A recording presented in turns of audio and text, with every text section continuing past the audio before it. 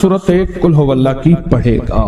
سب سے پہلا فائدہ ہے اللہ پاک 300 دروازے غضب کے اس سے بند کر دیں گے، قہر کے، دشمنی کے، انتقام کے، شر کے، دشمن کے۔ اللہ 300 دروازے اس سے بند کریں گے اس دن جس دن 200 دفعہ سورۃ اخلاص پڑھے گا، قل هو اللہ پڑھے گا۔ آپ چلتے پھرتے پڑھ لیں، حتیٰ کہ وضو نہیں ہے زبان پا کے پڑھ سکتے ہیں۔ اس کے 9 فائدے بتا رہا ہوں، غور سے سنیے گا۔ 2 تسبیح سورۃ قل هو اللہ کی۔ دوسرا فائدہ فرمایا کہ جو بندہ 2 تسبیح روزانہ قل هو اللہ کی پڑھتا ہے، اللہ 300 رحمت کے دروازے اس پہ کھول دیتے ہیں۔ تیسرا فائدہ غور سے سننا، 300 رزق کے دروازے کھول کے اللہ اس سے غیب سے رزق عطا فرمائے گا۔ 300 رزق کے دروازے کھول۔ چوتھا فائدہ ذرا غور سے سننا، اللہ بغیر محنت کے علم عطا فرمائے گا، اور اپنے علم میں سے بغیر محنت کے، لدنی علم، وحبی علم، وحبی غیبی علم، لدنی وحبی علم، کس کے؟ بغیر محنت کے اللہ علم عطا فرمائے گا اپنے علم میں سے، اور اللہ حلم عطا فرمائے گا اپنی حلم میں سے، اللہ سمجھ عطا فرمائے گا اپنی سمجھ میں سے۔ اور 5واں فائدہ 66 قرآن پاک ختم کرنے کا ثواب ملے گا۔ 66 جو 2 تسبیح سورۃ قل هو اللہ پڑھے گا، 66 قرآن پاک ختم کرنے کا ثواب ملے گا اسے۔ اور اس کا 6واں فائدہ ہے 50 سال کے گناہ معاف ہو جائیں گے۔ اور اس کا 7واں فائدہ، اللہ جنت میں 20 محل عطا فرمائیں گے، 20 بنگلے، 20 محل، اور ہر محل میں یاقوت، مرجان، زمرد، عقیق، اور ہر بنگلے کے محل کے 70,000 دروازے ہوں گے، اور اس میں 70,000 نعمتیں ہوں گے، اور اس میں 70,000 دسترخوان ہوں گے، اور یہ اس شخص کے لیے ہوگا جو صرف 2 تسبیح سورۃ قل هو اللہ پڑھے۔ اور 8واں فائدہ جو 2 تسبیح سورۃ قل هو اللہ پڑھے گا، سورۃ اخلاص پڑھے گا، 8واں فائدہ ہے 2000 رکعت نفل پڑھنے کا ثواب ملے گا۔ اور آخری 9واں فائدہ، آخری فائدے میں تو میں نے مزہ آ گیا، آخری فائدہ کمال فائدہ۔ لحد میں جو مشکل کشا آ گیا، لحد میں جو مشکل، مجھے مرنے کا بھی مزہ آ گیا۔ سرانے جو بیٹھے تھے میری سرکار، نکیرین کو بھی حیا آ گیا۔ سرانے جو بیٹھے تھے میری سرکار، نکیرین کو بھی حیا آ گیا۔ محمد محمد محمد محمد صلی اللہ علیہ وسلم، محمد محمد محمد محمد میں کہتا رہا، نور کے موتیوں کی لڑی بن گئی، آیتوں سے ملاتا رہا آیتیں، پھر جو دیکھا تو نعت نبی بن گئی۔ حسن جنت کو جب بھی سمیٹا گیا، مصطفیٰ کے نگر کی گلی بن گئی۔ اس نے جنت کو جب بھی سمیٹا گیا، مصطفیٰ کے نگر کی گلی بن گئی۔ اب سنیں یہ سورۃ اخلاص کہاں کام دے گی؟ یہ قبر میں، یہ زندگی میں، فرمایا کب ایک حسین آدمی ہوگا، قبر میں ساتھی بن جائے گا، اس کو نکیرین کے سوالوں کے جواب دے گا، اور یہ بندہ ٹھاٹ سے ہوگا۔ جب سانس کچھ بحال ہوگا، سانس میں سانس آئے گا، پوچھے گا تو کون ہے؟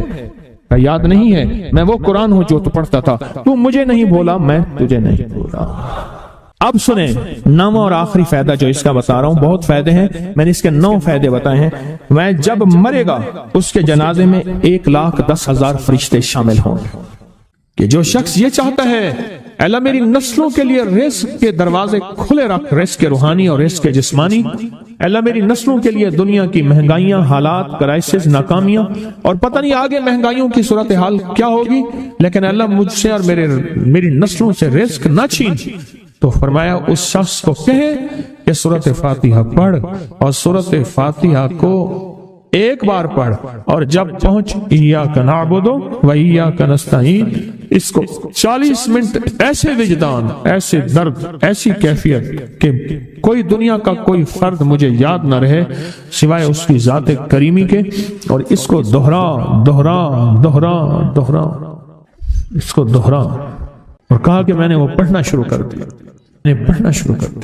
شیخ حامد کوفی کہتے ہیں کہ کوفہ میں ہمارے ہاں ایک رئیس تھا، اور لوگ اس کے در سے کھاتے تھے، اور لوگ اس کے در سے بہت لیتے تھے، اور بہت سخاوت چلتی تھی، اور سنا تھا کہ اس کے والد بھی ایسے رئیس تھے، اور سنا تھا اس کے دادا بھی ایسے رئیس تھے، اور یہ بات سنی تھی کہ اس کے دادا نے کوئی عمل کیا تھا اور ایسا نہیں دادا کے بڑوں نے، دادا نے نہیں، دادا کے بڑوں نے کوئی ایسا عمل کیا تھا جس میں اللہ سے نسلوں کے لیے رزق اور رزق کے خزانے منوائے تھے۔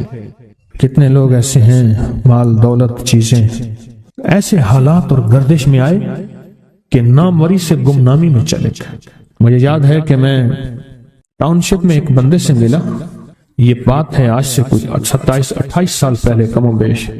ایسے چھوٹا سا کمرہ تھا اور مختصر سی 2-3 کرسیاں، ایک ٹوٹی سی میز، اور کہا کہ میں لاہور میں میرا سکہ چلتا تھا، میرا نام یہ ہے، نام مناسب نہیں، رازداری زندگی کا پہلا حصہ ہے، اور میرا نام یہ ہے، اور میرا اپنا ذاتی جہاز تھا، اور یہ مال تھا، اور یہ چیز تھا، اور آج میرا حال یہ ہے کہ اگر میں دوائی لوں گا تو یہ بندہ پیسے دے گا جو ساتھ کھڑا تھا، میرے پاس دوا کے پیسے نہیں ہیں۔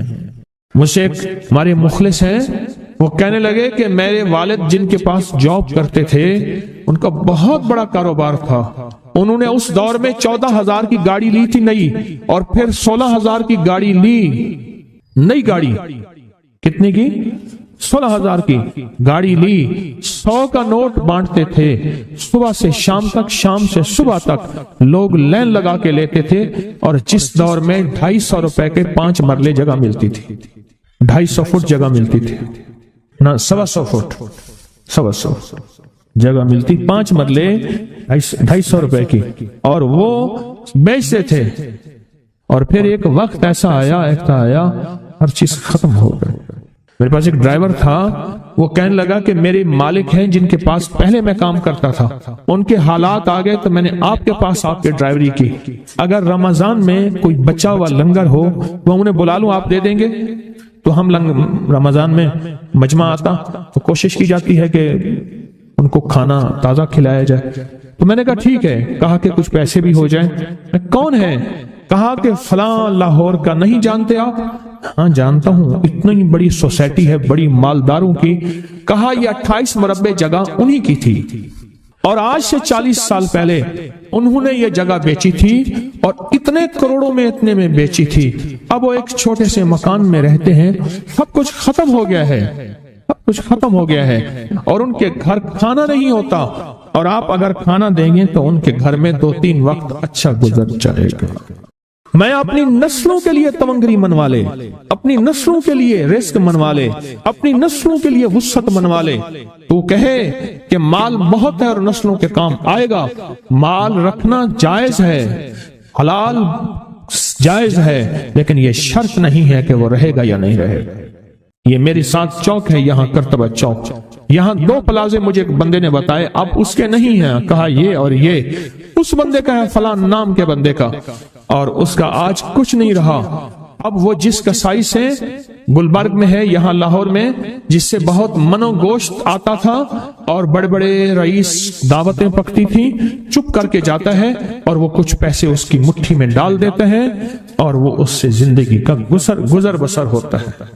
میں یہاں لاہور میں فیروز پور روڈ پہ ایک جگہ گیا تو انہوں نے وہ جگہ پہ کھڑے ہو کے دکھایا، وہ سامنے جو بنگلہ ہے، میں نے کہا وہ تو محل ہے، کہہ رہے یہ اس بندے کا ہے، اب ایک کمرہ اس کو ہم نے دیا ہوا ہے، اور وہ بنگلہ وہ محل وہاں وہ کھڑکی اس طرف کی بند رکھتا ہے کہ میری نظر اس پہ نہ پڑے، وہ سب کچھ اس سے چھن گیا ہے۔ سنیں، یاد رکھیں، جو اللہ کے خزانوں سے ملتا ہے وہ تیری جیب سے جا نہیں سکتا، وہ دنیا کی جیبوں اور مالوں سے جو ملتا ہے وہ تیری جیب میں رہ نہیں سکتا۔ یہ جو عمل ہے نا، نسلوں کے لیے رزق منوانا، برکت منوانا، نسلوں کے لیے، نسلوں کے لیے رزق منوانا، نسلوں کے لیے برکت منوانا، یہ جو عمل ہے، بس اب میں نے آپ کو عرض کیا نا کہ آپ پوچھیں کتنے دن کریں گے، میں نے کہا دل خود بولے گا، من خود بولے گا، اندر خود بولے گا۔ یعنی آپ کو کچھ واقعات سنائے ہیں، بڑی بڑی ہستیوں کے واقعات، بڑی بڑی ہستیوں کے واقعات۔ یہ اس میں سعودی عرب مکہ مکرمہ میں ایک جگہ ہے، اس کا نام خالدیہ ہے سوسائٹی۔ میں وہاں ایک عرب سے ملا، شیخ ابو ترکی اسے کہتے تھے، تو اردو عربی تو مجھے آتی نہیں، بس تھوڑی بہت ایسے شدھ بدھ ہے، تو وہ تھوڑی ہی دیر میں کہتے تھے، ایسے اٹھتے تھے نا، کہتے تھے اللہم ایاک نعبد و ایاک نستعین۔ میری ان سے چند ملاقاتیں ہیں، بوڑھے تھے، بابے تھے، کہ ان کے بڑے آئے تھے، اصل میں خلافت عثمانیہ تھی تو ان کے بڑے ترکیہ سے آئے تھے، تو پھر مکے میں رہتے رہتے تو وہیں کے ہو گئے۔ ان کا جو خادم تھا وہ اردو بولنے والا تھا اور انڈیا کا تھا، اس سے میرا تعلق تھا۔ تو میں نے اس سے پوچھا، میں نے کہا تیرا جو ہے یہ بابا یہ کیوں پڑھتا ہے؟ یہ پتہ نہیں، میں پوچھ کیوں پڑھتا ہے؟ اس نے کہا جلالی بابا ہے تو کہے گا مجھ سے۔ میں نے کہا میرا کہے؟ اچھا وہ میرے اشارے دیکھ رہا تھا تو اس نے عربی سے پوچھا کیا کہتے ہیں؟ اس نے ڈرتے ڈرتے کہا کہ جی آپ یہ کیوں پڑھتے ہیں؟ تو بڑا خوش ہو گیا، کہنے لگا پہلا بندہ ہے جس نے مجھ سے پوچھا، آج تک کسی نے پوچھا نہیں، پہلا بندہ ہے جس نے مجھے یہ پوچھا ہے۔ کہا جب ہم چھوٹے تھے ہمارے پاس بہت غربت تھی اور تنگ دستی تھی، تو میرے والد ہمیں بٹھا لیتے تھے اور ہم سورۃ فاتحہ پڑھتے تھے، اور جب پہنچتے تھے نا ایاک نعبد و ایاک نستعین پر، تو پھر اس کو میرے والد کہتے تھے دہراؤ، بہت زیادہ پڑھو، بہت زیادہ پڑھو، بہت زیادہ پڑھو، بہت زیادہ پڑھو۔ کام پڑھتے تھے، بہت زیادہ پڑھتے تھے، بہت زیادہ پڑھتے تھے۔ اور کہا میرے والد پھر دعا کرتے تھے اور ہم آمین کہتے تھے، اور میرے والد کہتے تھے چلو مبارک ہو، ہمیں جو ہے اللہ پاک وہ فلاں چیزیں، وہ حلاوے، وہ چیزیں کھلائیں گے۔ میرے ابے کو دیکھتے تھے، ابا جی ہمارے پاس تو پیٹ بھر کے روٹی نہیں ہے، آپ کہتے ہیں اللہ وہ کھلائے گا، وہ کھلائے گا، اور ابا ایسے خوش ہو جاتا تھا۔ کیوں؟ ابے کو یقین تھا کہ سورۃ فاتحہ اس کریم نے قبول کر لی اور میرا کام ہو گیا۔ وَمَن يَتَوَكَّلْ عَلَى اللَّهِ، ہاں میرے بندے میری ذات پہ بھروسہ کر کے دیکھ، میرے قریب آ کے دیکھ، مجھ سے دوستی لگا کے دیکھ تو صحیح، پھر میں کر کے دکھاؤں گا۔ ہمارے یہاں ایک پیر صاحب تھے، میرے والد صاحب رحمۃ اللہ علیہ، ان کا باغ اور ہمارا باغ آپس میں اب بھی ایک ہی ہے، دیوار کے ساتھ دیوار ہے، بنے کے ساتھ بنے۔ تو وہ ان کے ہاں گئے تو ایک بابا جی جھاڑو دے رہے تھے، اور صبح شام کی روکی سوکی ملتی تھی، اور بس ہر وقت غلامی ہوتی تھی، ہر وقت غلامی ہوتی تھی۔ تو مجھے والد صاحب نے بتایا کہ میں اس بندے کو جانتا ہوں، اس نے اتنی مربع، اتنی ایکڑ، اتنی زمین جو ہے اٹھا کے ساری پیر صاحب کو دے دی، اور ساری زندگی پیر صاحب کے 2 وقت کی ایک سوکھی پوکی روٹی، آخر وہیں مر گیا اور اس کو کفن دے کے دفن۔ اسے پیر صاحب نے مجبور نہیں کیا، پیر صاحب نے مجبور نہیں کیا۔ دعاؤں کی طاقت ہے، دعائیں نسلوں کو کھلائیں گی، پلائیں گی۔ اور ایک تجربے کی بات بتاؤں، بڑوں کی بات ہے، بڑوں کی بات، دعاؤں کی برکت سے اللہ حلال طیب طاہر کھلائے گا۔ میرے پاس ایک صاحب ہے، کہنے لگا کاروبار کو زوال ہو رہا ہے، کورنگی میں، کراچی میں فیکٹریاں، ملیں اچھی خاصی ہیں وہ ایریا، تو کہا کاروبار کو زوال ہو رہا ہے، اور کاروبار زوال پہ چلا گیا ہے، کمپنیاں 2-4 بند ہو گئی ہیں، زوال ہو رہا۔ میں نے اللہ کا نام دیا، پھر ملے، کہا کچھ نہیں ہے۔ اچھا، میں نے کہا یہ پڑھیں آپ، اللہ پاک دکھائے گا مجھے۔ انہوں نے خود بتایا، میں ایسے کوئی سمندر ہے اس سے کنارے کھڑا ہوں، کہنے لگے کراچی کا سمندر نہیں، کہاں ہے؟ تو میری طرف پانی آتا ہے اور وہ گندا پانی ہے، بالکل میلا گندا۔ تو میں سوچتا ہوں سمندر کا پانی تو بالکل شفاف ہوتا ہے، یہ گندا پانی کیسے ہے؟ اور وہ گندا پانی پہلے میرے ٹخنوں تک آتا ہے، پھر گھٹنوں تک آتا ہے، پھر رانوں تک آتا ہے۔ اور کہا کہ مجھے دور سے ایک لہر آتی نظر آ رہی ہے کہ شاید میں اس میں ڈوب جاؤں۔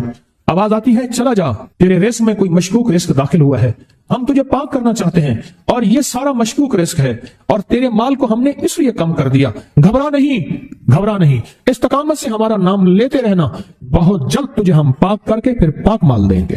پاک کر کے، عجیب بات ہے، پاک کر کے پھر پاک طیب طاہر مال دیں گے۔ گھبرا نہیں، ہمارا نام لیتے رہنا، تو ہو کسی بھی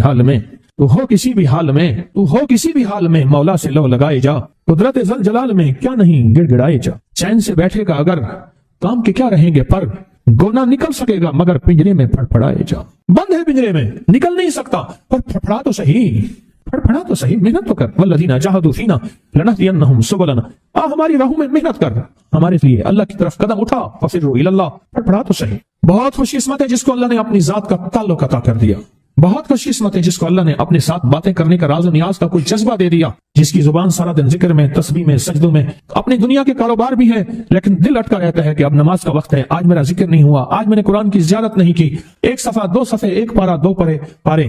خوش قسمت انسان ہے، اب بہت نصیبوں والے ہیں، یقین جانیں۔ دنیا کا خوش قسمت انسان وہ ہے، دنیا کا نصیب و بخت اور مقدر والا انسان وہ ہے دنیا کا جس کو اللہ پاک کہے تو ہو اور میرا نام ہو، بس وہ درود پاک کی شکل میں ہے۔